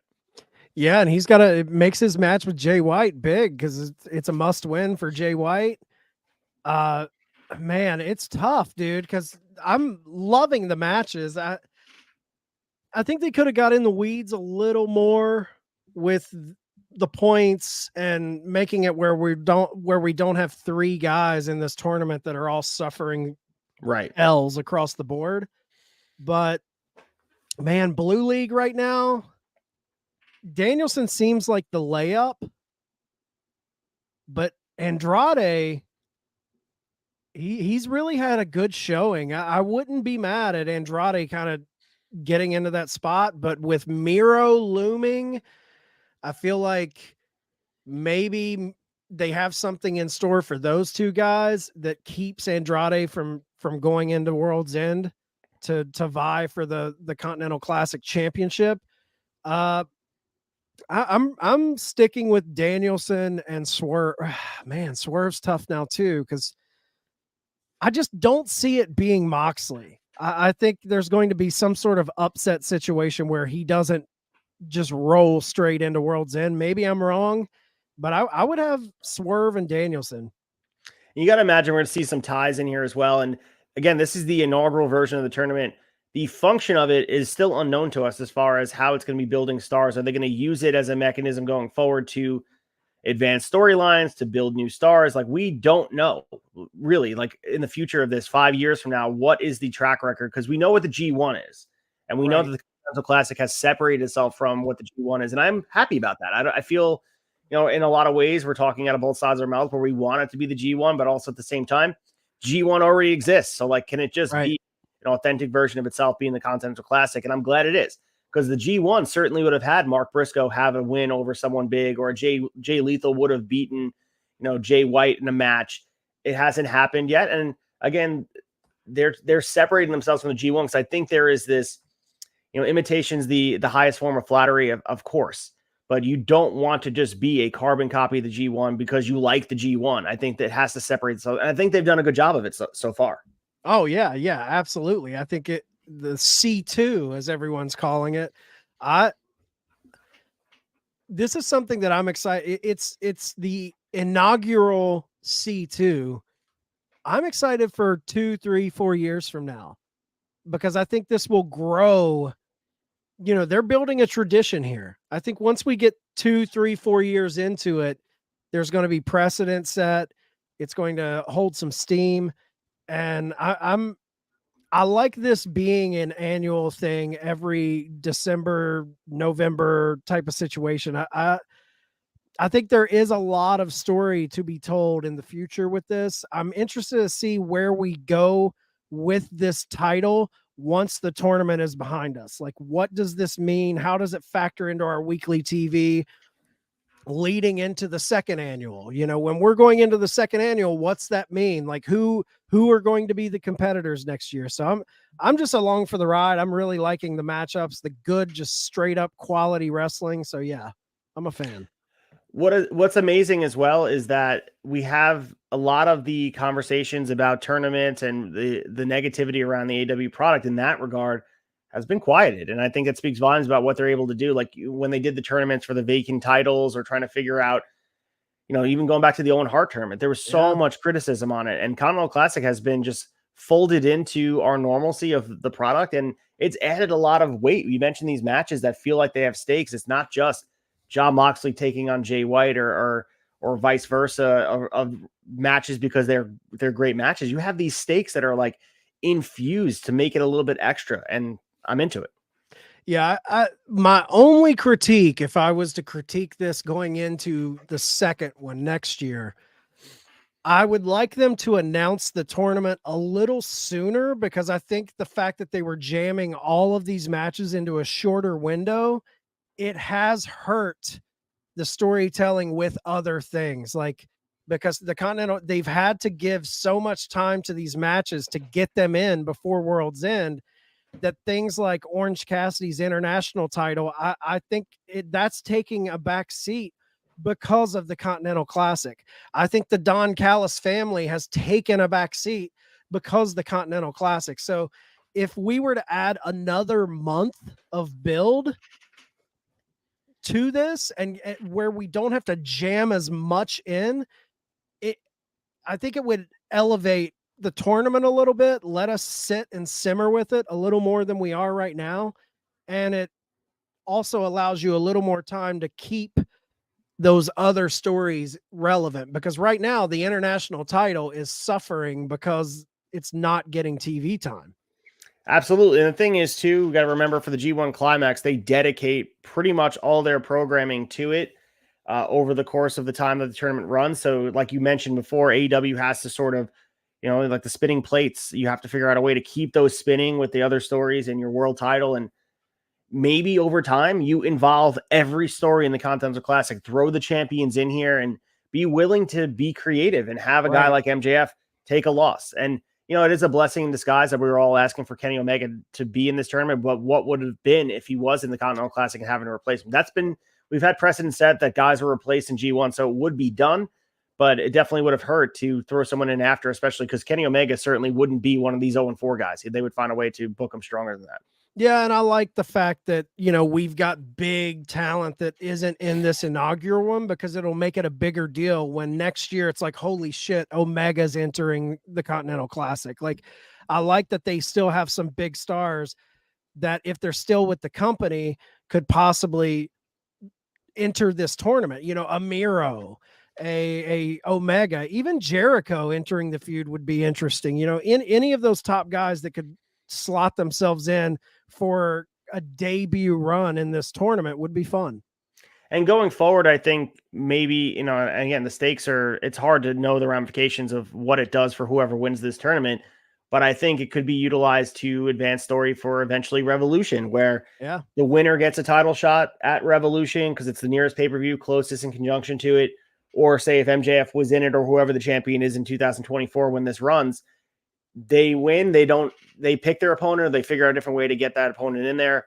It's, utilize as much opportunity to just preview matches. If this, if this ends in December 30th, you have 2 months to preview and look forward to a star-making moment. Whoever won this tournament is going to be wrestling the champion on pay-per-view, one of your biggest stages in Revolution.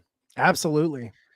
So in our other news story, we have New Japan Pro Wrestling joining forces with 8 other promotions for what they're calling an ambitious new venture. So New Japan Pro Wrestling announced joining up with the wrestling promotions to form a new organization entitled United Japan Pro Wrestling. So the group was created to advance the prevalence of wrestling in Japan and prioritize the health and safety of performers in the industry. So in addition to obviously New Japan Pro Wrestling being involved in this, the organization includes All Japan, Pro Wrestling Noah, DDT, Gambare, Big Japan, Dragon Gate, Stardom, and Tokyo Joshi. So, man, this is a lot of big hitters here, the biggest hitters in Japan, the fact that they're all working together for a larger cause. And, another part of this was to open up the lines of communication between the professional wrestling industry and Japan's government.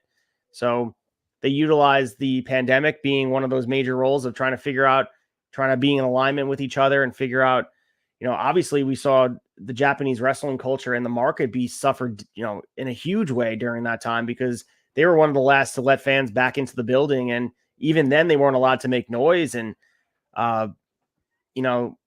this is awesome to see them working together. And we don't know exactly how it's going to function. If it's like the common day, NATO and Japanese wrestling, but it's cool to see all these guys working together, because some of those that were bitter rivals, the fact that they're in there working together is a pretty big deal. Yeah. I don't know if this United Japan Pro Wrestling is going to be as much beneficial of our on-screen product. I mean, I'm sure like being a little more closer wouldn't hurt it, but it seems to me like this is more of a business back end type of situation where checks and balances and being able to really push pro wrestling in Japan in a more kind of united front. It's good though. I mean, these are the top promotions within Japan, and they did state that they're open to new promotions joining this moving forward. So it'll be interesting to see how they utilize this organization, United Japan Pro Wrestling, to kind of elevate Japanese wrestling and push it further, Yeah, and I think also the joint events and festivals, as they're calling it, these mixed shows, it's cool. Like we've seen the open door with all of them working together in some capacity the last couple of years. But this is the blueprint for North America to use to get what's the harm in doing this, to have everyone in the same room together, having a conversation, holding each other accountable, and open up the lines of communication so that you're not hearing about things through the grapevine, that it gives a platform in a professional way, that there's not these, ability to take shots and undercut your competition, because as cliche as it sounds, we say it all the time, rising tide lifts all ships. And the same thing can be said here. I think New Japan Pro Wrestling being in a damaged state post the pandemic where they weren't able to have fans, they're open to doing things like this because financially, star power wise, they are definitely looking for some aid, because this is one people don't realize just how damaged they were from what had happened, whether it be the streaming services or live attendance or watching. They have little to no buzz for a bit here, and people forgot that what they were doing. And maybe it's star power, maybe it's guys leaving, losing Omega, losing the Bucks. Like maybe that's the ramifications. But the fact that they're willing to do this, they're weakened and they're coming back for some aid. And I think it kind of created a different perspective for New Japan Pro Wrestling to work collaboratively with people. Because when you're standing above everybody, as we talked about before, looking down at all your competition, it's easy to say, I'm doing it myself, I don't want to work with you. But when you get humbled a bit, whether life circumstances, you're willing to sort of help each other out. And that created this scenario where now you have 8 promotions and more and growing working together. It's cool. Yeah, it has, for wrestling historians, it has whispers of what the NWA used to be, when the NWA was pretty much a governing committee body with all of the territories of America, World Class, Jim Crockett, WWF, all of these companies kind of being under one joint committee to make decisions. We don't know how that's going to play into decisions from a business perspective for each individual promotion, but it is very compelling, and it's something to watch and see how they benefit from this.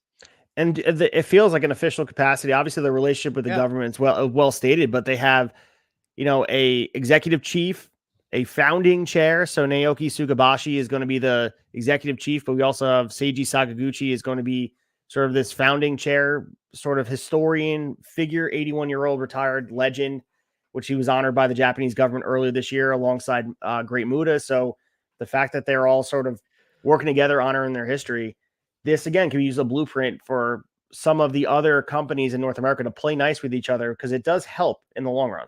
Yeah, strength in numbers. Hopefully they see it that way down the future. Yeah, but yeah. We have MJF to be inducted into the National Jewish Sports Hall of Fame. He announced on his Twitter account, adding, quote, an incredible honor. So the last professional wrestler to be inducted in the National Jewish Sports Hall of Fame is former WWE Universal Champion, of course, former WCW World Champion Bill Goldberg, who was inducted back in 2010.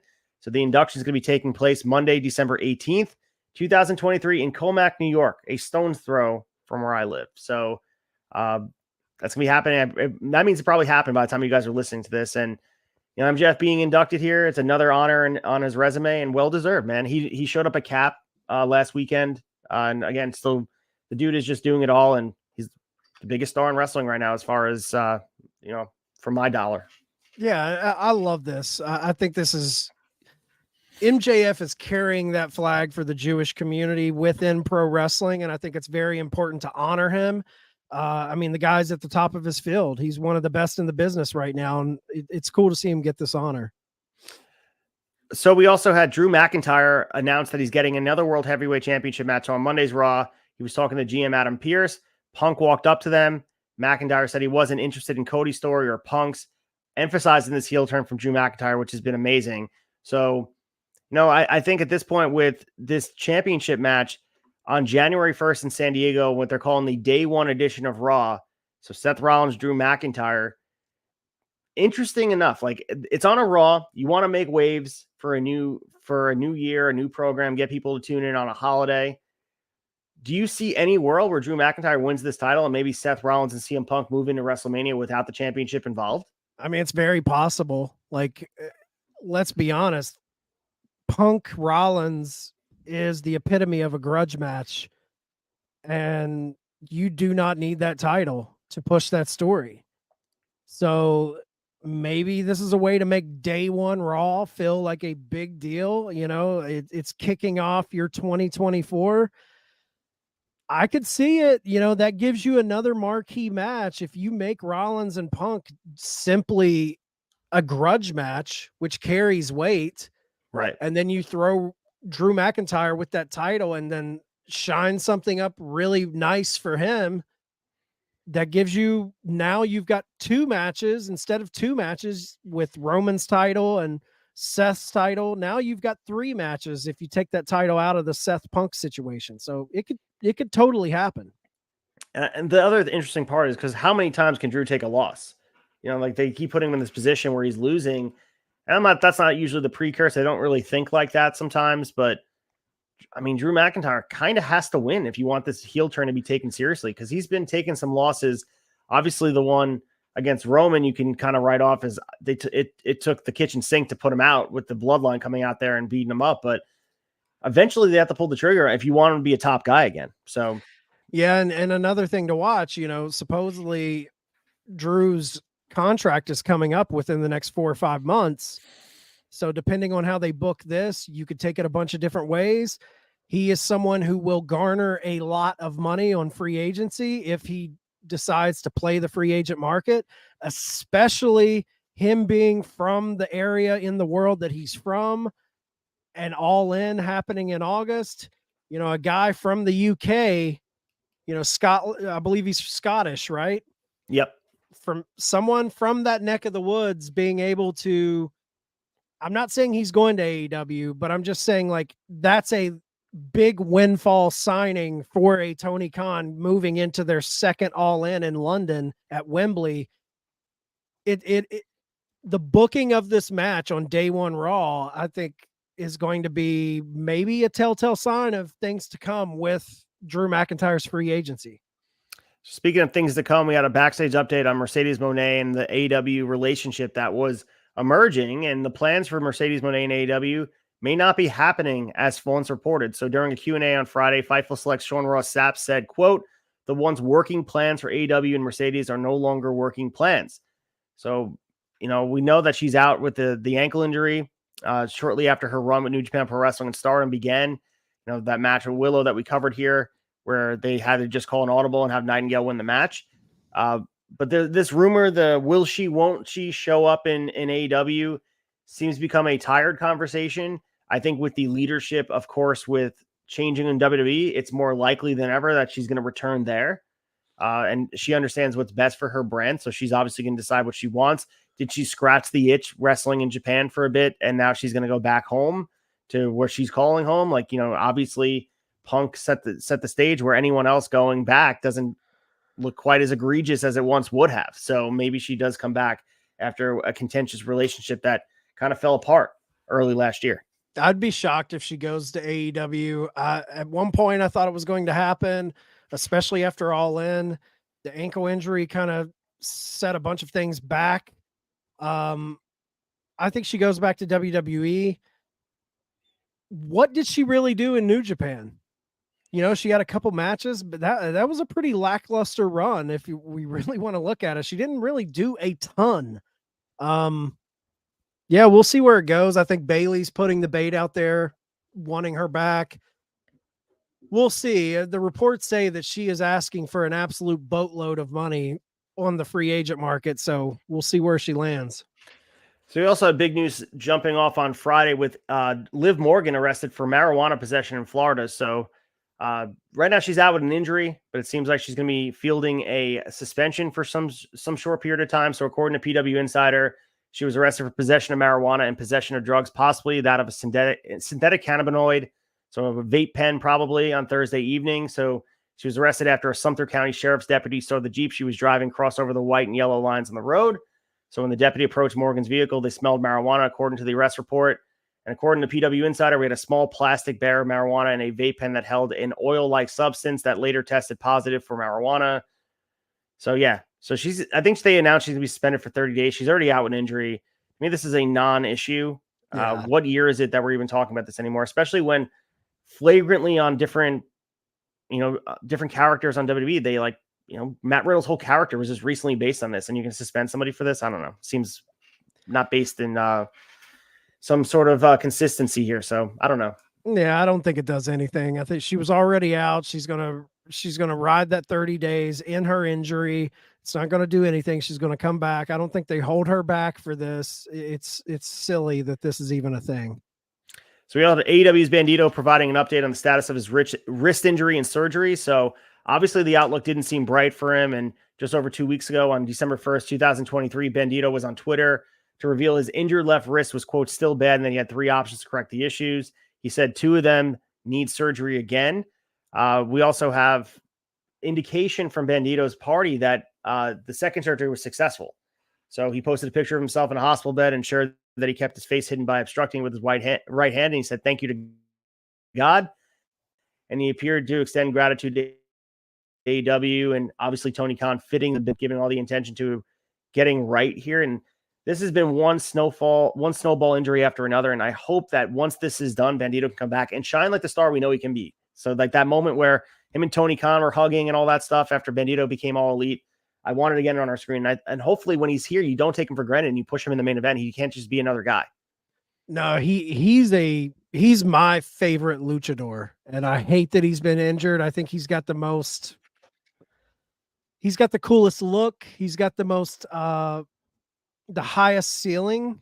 When they signed him, I was so stoked because I think he could be a true number one guy, top of the card guy. Hopefully everything goes and they push him the way he should be. So we also have Charlotte Flair has been out of action, or will be out of action for at least 9 months, possibly due to a torn ACL. So we talked about SmackDown where she got hurt. It was announced on this week's broadcast that Flair will be out of action for up to 9 months. So the 15-time women's world champion slipped from the top rope, landed awkwardly on her leg. She appeared to hit her head. She was pulled from the road, returned home to Florida, and then we got the details about this. This absolutely sucks, man, that she's out for this long. 9 months is an ACL injury. Both very, very hard things to come back from. And especially with her career, man, she's no spring chicken. She's been doing it for a while. Her bump card is getting really, really full. And to suffer a big time injury that's going to put you on the shelf this long at this age, I'm not saying it's going to end her career because Charlotte, she'll come back and they'll push her correctly. But sports, man, the older you are, when you suffer injuries like this, it is going to take something away from you.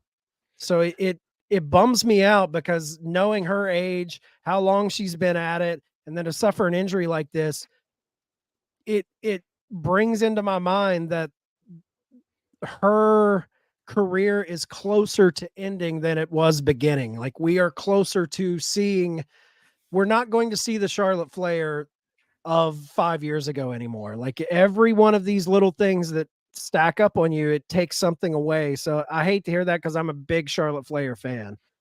So just put 9 months in perspective, she not only will miss the Royal Rumble, she'll miss Mania, she'll miss SummerSlam, and she's set to return in September 2024. So a long way to go without Charlotte Flair. So yeah. We officially have 2 entrants into 2 different Rumbles. So CM Punk's officially entering the Royal Rumble on the men's side. And then Bayley announced that she's entering the Royal Rumble on the women's side. You know, right now, CM Punk seems like the heavy favorite to win the men's side of things. I don't think Cody is destined to win the Rumble. I think he's going to face Roman at Mania, but they're going to find a different path. I think this might be Punk's way. And again, this will be indicative of what they do for day one. If Seth is still champion going in, obviously Punk would be the favorite, but who's to say that Drew doesn't win the title and then Seth costs CM Punk the match, and then you just have this blood feud similar to Kurt Angle and Shawn Michaels. No title needed. 2 big stars. I don't think you need the title wrapped up like you said before. Yeah, and Drew McIntyre has been talking some trash about CM Punk. So is that like, are they setting up a future Mania feud there? Who knows? It's going to be interesting to see how this all rolls out. Punk could be, I mean, he's going to go into the Rumble as a heavy favorite, I think. Like he's going to be a heavy favorite in that match. I agree with that. And we mentioned Seth Rollins before, and there was rumors that he could be a free agent as soon as next year. So Rollins' WWE contract is said to expire in June 2024. This reported by Fightful earlier last week. And the 2 sides have not discussed a possible extension, but WWE obviously is expected to re-sign him as a top priority. The other interesting layer to this is Becky Lynch's contract is also believed to be expiring around the same time. So, you know, obviously Rollins is a legacy guy here. He is a pillar, if you want to use that word. This would be a huge get for whatever company. To me, he seems like a company guy. I don't think he has aspirations to want to leave unless, you know, things go awry with Pepsi Phil and things don't go the way everyone intends it to go. But I foresee him being a WWE lifer and staying there and extending past his time. And, you know, that's his place. 99.9% of me thinks there is no shot in hell he leaves WWE. He seems like a company guy. He loves the company. He loves being in the top tier company. He is one of their it guys to me. I think if Roman Reigns does not exist in this company, he is the guy. I think he's kind of got the Randy Orton syndrome living in the John Cena universe where he never became the top guy, but Seth is one of their top guys. I didn't know the Becky Lynch wrinkle to this. If I'm Tony Khan, I am opening my checkbook to both of them because he has never been able to steal away one of their top people, and going into All In, man, It will never happen. It will never happen. But good God, talk about a story to talk about. I would want it to happen just for a show like Wrestling Tonight so we can Right. talk about it. Because, man, Rollins and Becky Lynch leaving that company for something else would just shake the foundation of pro wrestling in the best way and get a lot of great conversation started. But 99.9% of me says there's no chance in hell he leaves WWE. One of the greatest resumes, speaking on Seth Rollins, in WWE history. I mean, if you look at run down the things he's done: 2-time WWE champion, 1-time world heavyweight champion, 2-time universal champion. He's also a 1-time and the first ever NXT champion. And 6-time tag champ, won the 2019 Rumble, 2014 Money in the Bank, 2-time IC champion, 2-time US champion. This is a guy who, I mean, his legacy is cemented in WWE, and he's a guy who comes out there and speaks on the company, talking about it. But like, again, stranger things have happened. 99.9% chance that he stays there. But Chad, you're telling me there's a chance? Question mark. There's always a chance. It's very, very slim to none. Cody left at a certain point in AEW's run. I probably would have said there's no chance he ever leaves, but he left. It's a tit for tat thing. That's the beauty of having AEW, though, is that we can have these conversations as wrestling podcasters, because it's not going to happen, but just the slim possibility that it's out there, it makes what we do a lot of fun. So we also had an announcement that Nick Nemeth, the former Dolph Ziggler, will make his debut for the World Wrestling Council next month. So Lucha Libre Online published a video of Ziggler challenging Ray Gonzalez for a match at the WWC Euphoria on January 20th in Puerto Rico. So through translation, the post read, the 2-time world heavyweight champion WWE, the most wanted man, Nick Nemeth, will have his first fight in Puerto Rico. His selected opponent, the greatest of all time in Puerto Rico, Ray Gonzalez, will Mr. Ratings accept the challenge. So their schedule's running through here. Obviously, him making his debut or anywhere wrestling outside of WWE is going to be a main story. But the fact that he's doing it over in Puerto Rico, interesting choice. Ziggler has been announced for the MCW Fan Jam 2 on February 4th in Maryland. So it's not clear if he's wrestling in the event. I'm sure they would have advertised that was the case. But this is kind of his first step outside of that bubble. I mean, wrestled over 1,500 matches since 2004 with WWE. So it's nice to see, or it's going to be nice to see what Nick Nemeth can give us without the restrictions of WWE on him. Yeah, I think Nick Nemeth is also someone to, if anyone pops up at World's End that's new and fresh for AEW, Nick Nemeth is the guy that I would peg to possibly see make a splash there. They've already been saying that talent is pushing for Tony Khan to sign him. They've already floated possible storylines of him joining CJ Perry. Who knows if that's rumor and innuendo, but World's End will be interesting to see if Dolph Ziggler makes an appearance there, but good to see him announcing things like a Puerto Rico spot. That's fun. And I like that he's calling himself the most wanted man. I think that's a cool moniker that he's going to be running with. He said it in the video, and they also said it in the press release. So it seems like it's going to be what he's going by on the independents or AEW, the most wanted man, Nick Nemeth. So I'm into it. It's fun.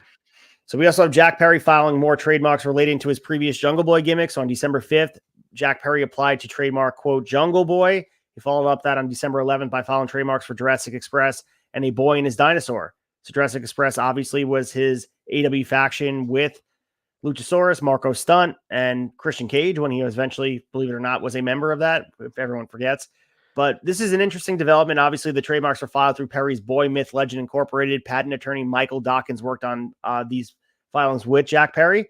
We know he's away from programming. Maybe he's been in front of our eyes the whole time under a devil mask, but hopefully not. But I don't understand why they're doing that. Maybe he just wants to have it in his back pocket if he wants to utilize it later. But it seems like he's moved so far away, this Jungle Boy character, but he's, I don't know, keeping the intellectual property in-house. Yeah, I think a lot of wrestlers, we see them grab stuff like this. You know, FTR's trademarked a ton of their stuff. I think that's just the nature of wrestlers in AEW. They want to own their intellectual property, unlike in WWE where you cannot own your intellectual property. Maybe it's a step like that, but things like this it always gets the fan brain kind of tapped into, does this mean he's leaving the company? So maybe it's a swerve, who knows, but it's interesting. Real glass, brother. We have a updated match for Wrestle Kingdom coming up in the beginning of this year. So a double tag team title match has been added to the lineup. IWGP Tag Team Champions and World Tag League 2023 winners Hiroki Goto and Yoshihashi will face Tag League runners-up and New Japan Pro Wrestling Strong Openweight Tag Team Champions Hikuleo and El Fantasma at Wrestle Kingdom. They made this announcement on social media and then with a press conference. But this card's stacking up, man. Wrestle Kingdom 18 is going to be on Thursday, January 4th, Tokyo Dome, starting 2:30 a.m. Eastern time. So those that want to get their espresso started early watching the event, I make it a tradition. It's near my birthday every year. I love to do it. I watch it live and I suffer the next 2 days after. But we have a card stacking up with IWGP World Heavyweight Championship being defended. Sonata defending against Naito. We got Okada versus Bryan Danielson. We have the inaugural IWGP Global Heavyweight Championship match. Will Ospreay versus Jon Moxley versus David Finlay. The IWGP Junior Heavyweight Championship match, Hiromu Takahashi against El Desperado. The Tag Team Champions, as I mentioned before, that match is lined up there. We have the Junior Heavyweight Tag Team Champions, Clark Connors and Drilla Maloney against TJP and Francisco Akira. And finishing up with Zack Sabre Jr. defending his television championship against Tanahashi. And the Never Openweight Championship being defended, Shingo Takagi against Tama Tonga. So the card's being stacked up nicely. We mentioned that New Japan Pro Wrestling's kind of in the mud a little bit, relying on outside sources to kind of bring some reverence back to their product. But Wrestle Kingdom's always an event. It's their version of WrestleMania, so it's can't miss. Big card, man. I mean, that the one I've really got my eye on is that triple threat between Ospreay, Mox, and David Finlay. That could be a really, really big one. And they're calling it the Global Heavyweight Championship. Obviously, it's going to be replacing that US/UK championship that they're retiring. I think you got to throw it on Finlay, man. Throw it on Finlay. He's a made guy if he beats Ospreay and Mox, and it's a triple threat, so you could make it where Ospreay and Mox don't really suffer anything from him winning. I think it could be a big moment for Finlay. And our last piece of news in the quick hitters, Kushida and Eddie Edwards are officially signing with TNA Wrestling. If you want more information on that, listen to Brace for Impact. We go in depth on it, but Eddie Edwards and TNA lifer, Kushida, glad to have him in-house. He's been appearing for a little bit, got a title shot at Rebellion. The fact that he's going to be full-time, you can put some story behind him, and he's a guy you can build around. So I'm excited for it. I'm excited for that, and I'm excited for all of these releases from WWE that are about to have their 90-day clause come up. I think we're going to see a lot of those guys, like the Boogs of the world, like all the other guys, the talent that came out of that release. Yeah, Mansoor is going to be in GCW, which was cool to see. Yeah, I want to see a lot of those guys land with TNA with this new, fresh rebranding going into 2024. Well, let's get to the week ahead and preview the matches we have to look forward to. The week ahead.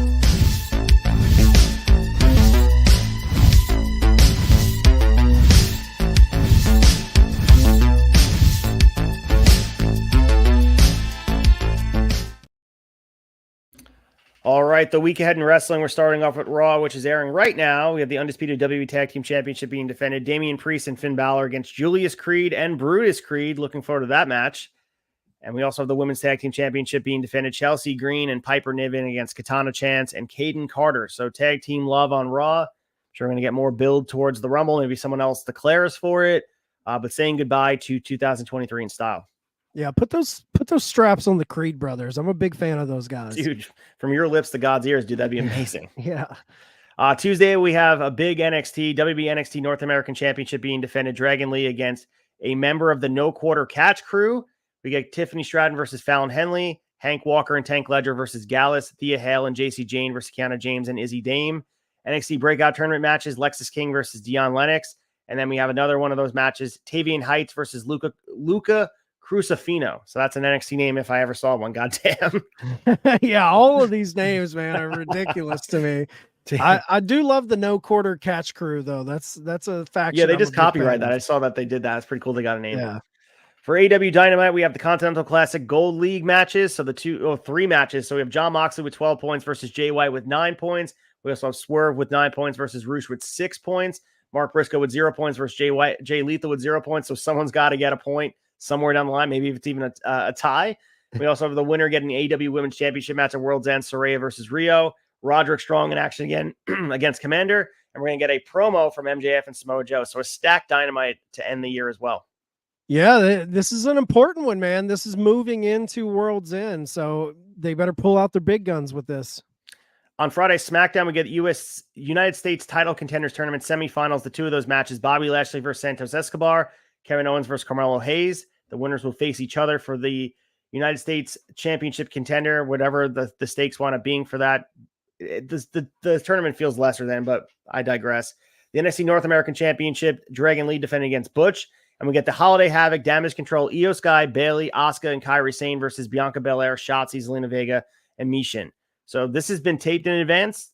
We know that WWE roster is getting some time off for the holidays, but want to read the spoilers, you can go check them out. They're out there. Yeah, that U.S. title tournament's just, it's not doing it for me. And on Saturday, Collision of the AEW Trios Championship being defended. The Acclaim defending against Top Flight and Action Andretti. Thunder Rosa is in action. She made a return last Collision, so she'll be in action here, teaming with Abaddon versus Julia Hart and Sky Blue.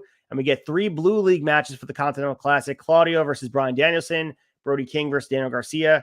And wrapping it up with Andrade versus Eddie Kingston. So some great stuff here to look forward to for the week in wrestling. And that's all we got for you. What a show, man.